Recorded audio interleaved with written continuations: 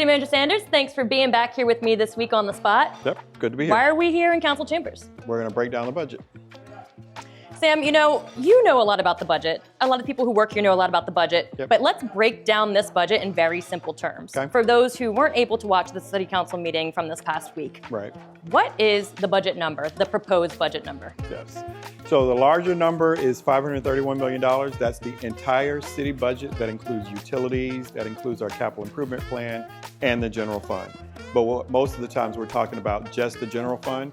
That's our cash, that's the money that moves, that's the discretionary monies that we can make certain decisions on a little bit more easier. That number is $279 million. Okay, and when are we anticipating that the budget will be approved? So the budget should be adopted on April 9th. That's when council will take their vote. Unless something were to happen, we have a few days that we can move it back if we had to, but April 9th is the date that we have scheduled. Okay, and I know a lot of us have talked about this ad nauseum, but what are the three budget drivers? Affordable housing, transportation, and schools. So I know we have this very large budget book that can be intimidating for people. Do people need to read the entire budget book to understand what we're working with? The budget book is 389 pages, and we do not expect the average citizen to sit down and try to read that. One, that's a nightmare.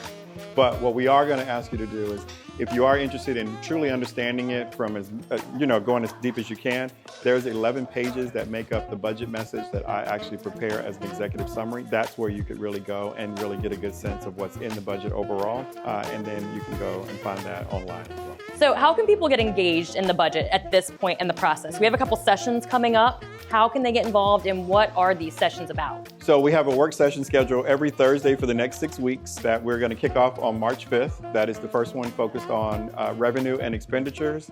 And then on the 12th, we're going to be looking at our outside agencies and Vibrant Community Fund grants that we make as well. I want you guys to know that for the next few weeks, all of our on-the-spot segments are going to feature these different budget sessions.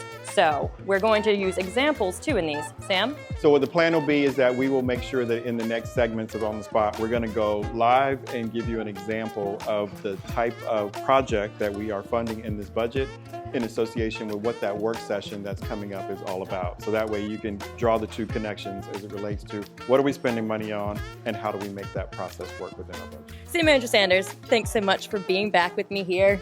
On the Spot. On the Spot.